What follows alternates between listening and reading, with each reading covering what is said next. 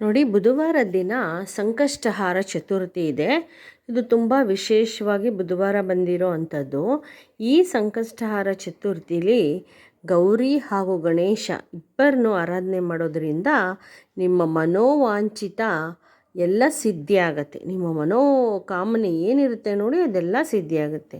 ನೋಡಿ, ಗಣೇಶನಿಗೆ ಆ ದಿನ ನೀವು ಸಲ್ಲಿಸಬೇಕಾದಂಥದ್ದು ಗರಿಕೆ ಹಾಗೂ 11 ಗರಿಕೆ 11 ಏಲಕ್ಕಿಯನ್ನು ನೀವು ಗಣೇಶನಿಗೆ ಅರ್ಪಿಸಬೇಕು.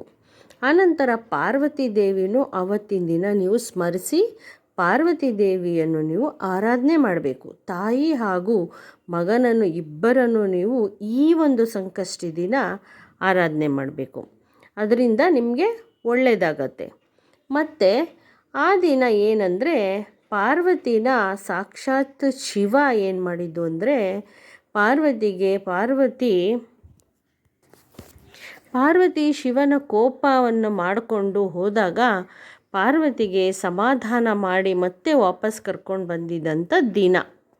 ನಾಳೆ ಸಂಕಷ್ಟಹಾರ ಚತುರ್ಥಿ ದಿನ ಕರ್ಕೊಂಬಂದ ದಿನ ಅಂದರೆ ಈ ಸಂಕಷ್ಟಿ ಅಂದರೆ ಫಾಲ್ಗುಣ ಮಾಸ ಸಂಕಷ್ಟಹಾರ ಚತುರ್ಥಿ ದಿನ. ಆ ದಿನ ನೋಡಿ, ಪಾರ್ವತಿಗೆ ಮತ್ತು ಗಣೇಶನಿಗೆ ಇಬ್ಬರಿಗೂ ಅರ್ಘ್ಯ ಬಿಡುವಂಥ ದಿನ. ಎಲ್ಲರೂ ಅರ್ಘ್ಯ ಬಿಡಿ. ಮತ್ತು ಗಣಪನಿಗೆ ಬೆಲ್ಲ ಹಾಕಿಬಿಟ್ಟು ಬೆಲ್ಲದ ನೀರಿನಿಂದ ಅಭಿಷೇಕ ಮಾಡಿ, ಪಾರ್ವತಿಯಮ್ಮನಿಗೂ ಅಭಿಷೇಕ ಮಾಡಿ, ಮತ್ತು ನಿಮ್ಮ ಮನೋವಾಂಛ ಎಲ್ಲ ಪೂರ್ಣ ಆಗುತ್ತೆ. ಯಾರಾದರೂ ಲವ್ ಮ್ಯಾರೇಜ್ ಮಾಡ್ಕೊಳೋರಿದ್ದರೆ ನೋಡಿ, ಈ ಒಂದು ಸಂಕಷ್ಟಹಾರ ಚತುರ್ಥಿ ದಿನ ನಿಮ್ಮ ಮನೋಬಯಕೆಯನ್ನು ಈಡೇರಿಸ್ಕೋಬೇಕು ಅಂದರೆ, ಲವ್ ಮ್ಯಾರೇಜ್ ಮಾಡ್ಕೊಳ್ಳೋರು ಇದ್ದರೆ ನೋಡಿ, ಈ ಗಣೇಶನ ವ್ರತ ಮಾಡೋದ್ರಿಂದ ನಿಮಗೆ ಆ ಒಂದು ಏನು ನೀವು ಅಂದ್ಕೊಂಡು ಸಂಕಲ್ಪ ಅವ್ರಿಗೆ ಒಳ್ಳೆಯದಾಗತ್ತೆ ನೋಡಿ.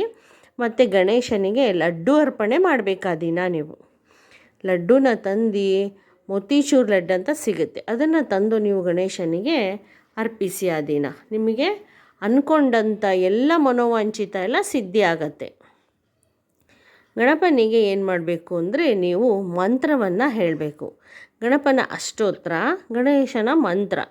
ಗಣೇಶನ ಮಂತ್ರ ನಾನು ಹಿಂದಿನ ವಿಡಿಯೋಲೆಲ್ಲ ಕೊಟ್ಟಿದ್ದೀನಿ, ಹೋಗಿ ಹಿಂದಿನ ವಿಡಿಯೋಲಿ ನೋಡಿ ವೀಕ್ಷಕರೇ. ಗಣಪನ ಮಂತ್ರ ಕೊಟ್ಟಿದ್ದೀನಿ.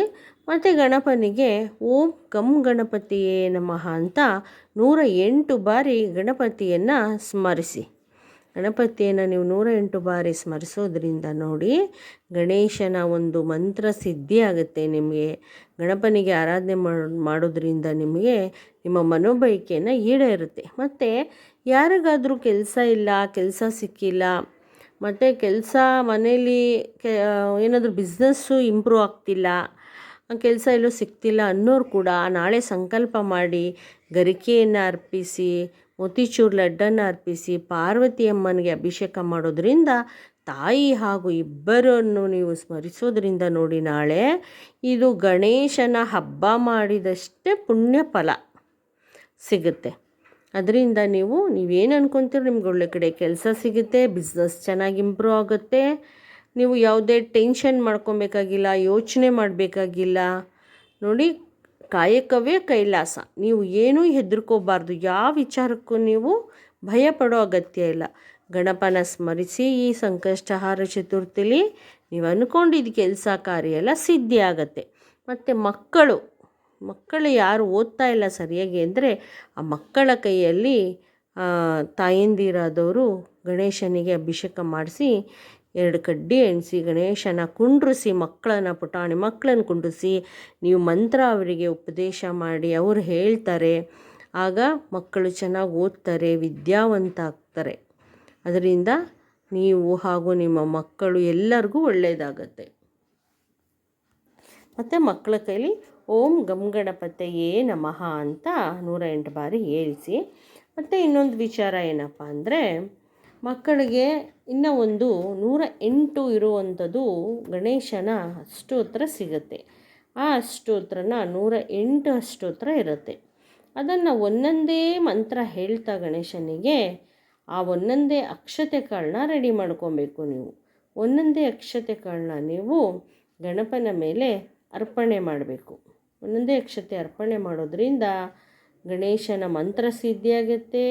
ಗಣೇಶನಿಗೆ ನಿಮ್ಮ ಮೇಲೆ ಗಣೇಶನ ಅನುಗ್ರಹ ಸಿಗುತ್ತೆ.